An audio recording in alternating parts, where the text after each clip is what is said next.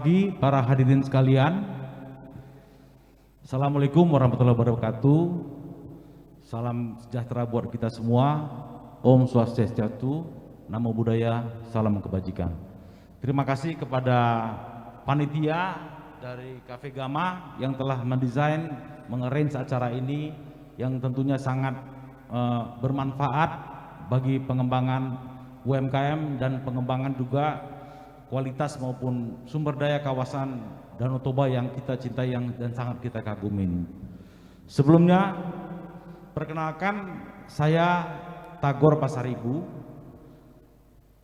Saya adalah wakil atau deputi Kanwil Bank Mandiri Regional 1 Sumatera 1 yang membawahin pengembangan kredit di sektor UMKM dan Small Medium Enterprise yang ada di Sumatera, Riau, dan Aceh. Terima kasih kepada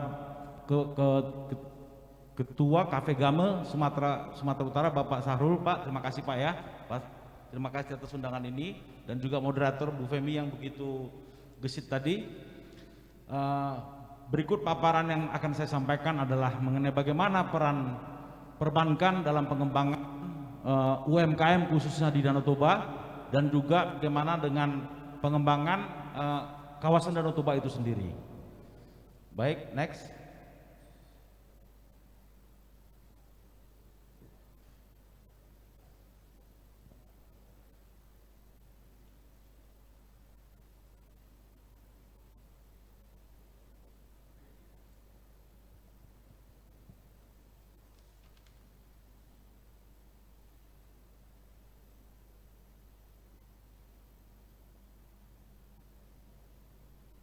Atau menunggu saya bacakan langsung dari kopinya? Silakan Pak.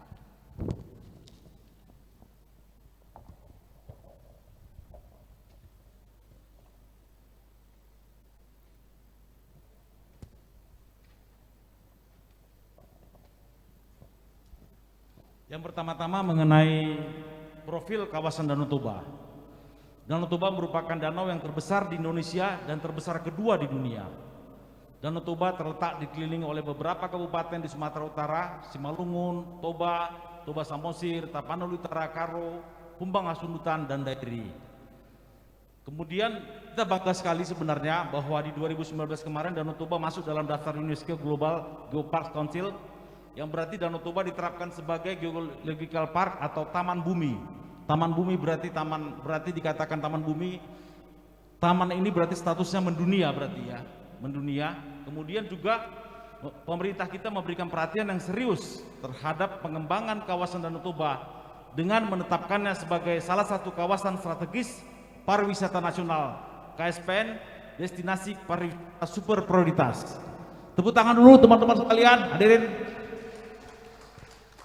Berarti itu adalah perhatian dunia, perhatian pemerintah terhadap dan pengakuan terhadap betapa potensinya Danau Toba ini sebagai potensi wisata dunia.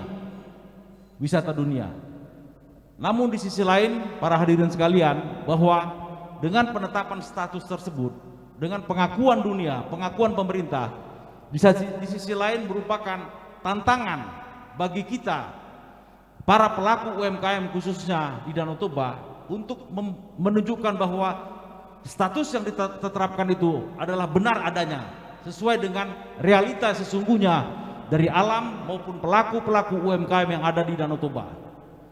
Itu merupakan hal yang harus kita menjadi dasar berpikir kita untuk pengembangan kawasan Danau Toba tersebut, sehingga menjadi dasar berpikir yang prioritas untuk kita lakukan. Kemudian ada 4 kawasan geopark yang menjadi fokus pengembangan utama di Geopark Danau Toba, yaitu Porsea Geoarea, Haranggaul Geoarea, Sibandang Geoarea, dan Samosir Geoarea. Dan berbagai pembangunan infrastruktur telah dan juga akan dilakukan di kawasan Danau Toba tersebut. Ini menunjukkan bahwa potensi-potensi ekonomi baru yang akan berkembang di kawasan tersebut masih membuka peluang untuk pengembangannya di masa depan.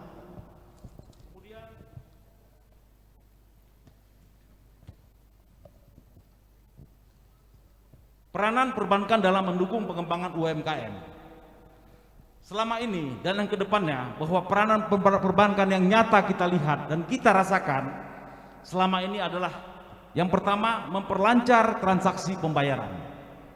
Perbankan akan turut serta mendukung perkembangan UMKM dan pariwisata di kawasan Danau Toba dengan menyediakan layanan dan digitalisasi transaksi pembayaran seperti penyediaan mesin edisi, QRIS, layanan e-banking, dan ATM. Tadi juga Bapak Teten Mas Dugi maupun Bapak dari Bapak Ferry tadi mengatakan bahwa sekarang ini saatnya para pelaku UMKM itu juga harus mengenal dan harus berinteraksi dengan sistem digital. Transaksi digital harus kita kuasai, karena transaksi tersebutlah sekarang ini yang menjadi transaksi atau perlakuan perbankan setiap harinya, baik di masyarakat, pengusaha maupun instansi. Jadi kalau kita sendiri tidak melakukan pengenalan atau pendekatan atau pemahaman tentang transaksi tersebut, maka kita akan ketinggalan, bukan saja dengan negara luar, bahkan dari pedagang pelaku-pelaku dalam negeri sendiri pun kita akan ketinggalan. Jadi perlunya itu sekarang UMKM khususnya di Danau Toba untuk lebih mengenal yang namanya transaksi digitalisasi dengan melakukan aktivitas seperti perlakuan pembayaran non tunai, ya, dan pembayaran juga dari pembelanjaan maupun penjualan produk-produk hasilnya. Kemudian yang kedua, menyediakan pembiayaan. Ini agak hot ini Bu Femi, kalau menyediakan pembiayaan ini sangat diminatin karena UMKM ini butuh, semua rata-rata butuh kredit. Ya, karena kredit itu adalah salah satu sarana vital untuk pengembangan usaha. Kalau usaha tanpa kredit, ada dua yang tidak tercakup. Pertama, bahwa bank sebagai atau lembaga pembiayaan gagal menyalurkan dana masyarakat yang telah disimpan di bank tersebut. Yang kedua, aliran dana tersebut tidak sampai kepada pengusaha-pengusaha UMKM yang seharusnya memanfaatkan aliran dana tersebut. Jadi ada dua aspek yang menjadi perhatian terhadap pentingnya penyaluran kredit, penyaluran pembiayaan kepada UMKM, sehingga pelaku ekonomi UMKM dapat menggunakan fasilitas pembiayaan yang disediakan oleh perbankan untuk menambah modal ataupun dalam rangka mengembangkan usahanya. Kemudian yang ketiga, memberikan layanan melalui jaringan kantor perbankan. Perbankan juga turut mengembangkan UMKM dan pariwisata di kawasan Danau Toba dengan menyediakan jaringan kantor perbankan. Nah, jaringan kantor perbankan ini kepada bapak-bapak pelaku UMKM ke depannya, ya, ini akan termodernisasi, ya. Jadi jangan kita heran kalau sekarang kita melihat malah terjadi pengurangan atau penutupan cabang. Sebenarnya ke arah depannya nanti kita mau menuju bank modern, di mana apa yang kita lihat bahwa nanti yang ke depannya yang akan banyak itu adalah agen-agen bank, di mana agen-agen bank itu berlaku sebagai bank, di mana dia berlaku sebagai teller atau kasir, dan dia juga berlaku nanti ke depannya itu akan sebagai penyalur pinjaman. Begitulah nanti kondisi-kondisi ke depan yang sekarang ini teman-teman UMKM sudah mulai merasakan dengan adanya agen banking di daerah-daerah kita sendiri, ya. Kemudian saya lanjutkan mengenai penyaluran kredit UMKM perbankan di kawasan Danau Toba. Secara year on year atau dari tahun ke tahun, dari September 2020 ke September 2021, sebenarnya penyaluran kredit UMKM perbankan, jadi bukan hanya Bank Mandiri, saya gara-gara mewakili Bank Mandiri, bukan hanya dari Bank Mandiri, yaitu dari seluruh perbankan di kawasan Danau Toba tumbuh sebesar 10,21% untuk penyaluran kredit UMKM. Ya, tepuk tangan dulu Bapak-bapak Ibu hadirin sekalian. Saya ulangi, tumbuh sebesar 10,21%. Ini data yang kita dapatkan, di mana ini seluruh perbankan yang aktif di seputaran kawasan Danau Toba.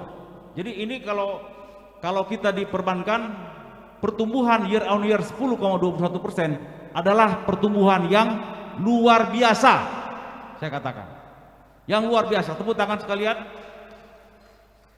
Ini menunjukkan bahwa bank-bank yang ada, apalagi Himbara yang langsung berhubungan dengan masyarakat, ya, pengembangan masyarakat, baik Bank Mandiri, baik Bank BRI, baik BNI, baik BTN, baik Bank Sumut, semua sekarang ini sudah inline, sudah sejajar, sudah selurus dengan arah yang dengan arah yang digaungkan oleh pemerintah kita untuk pengembangan kawasan Danau Toba, sehingga bisa mencapai pertumbuhan tadi di kawasan ini sampai 10,21 di September 2021 dibanding September 2020, yang meliputi Karo, Simalungun, Dairi, Tapanuli Utara, Toba Samosir, Humbang Hasundutan, dan Kabupaten Samosir.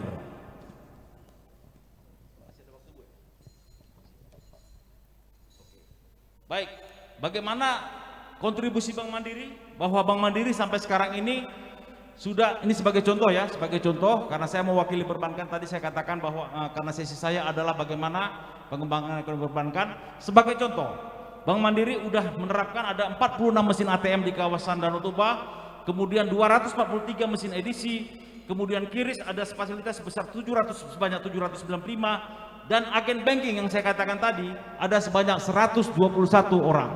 Ya, ini bukti bahwa bank-bank semua telah sangat konsen untuk penyaluran dan pengembangan UMKM. Kemudian demikian juga penyaluran KUR. Sebagai contoh, penyaluran KUR ini kita udah sebesar 391 miliar sampai posisi September kemarin. Dan yang terakhir mengenai penyerahan CSR, ya, bantuan peran daripada perbankan, ya, diantaranya seperti Bank Mandiri ada sebanyak 3,74 M yang telah disalurkan ke kelompok-kelompok maupun ke lembaga-lembaga masyarakat untuk pengembangan Danau Toba ini. Kemudian itu adalah contoh dari Bank Mandiri.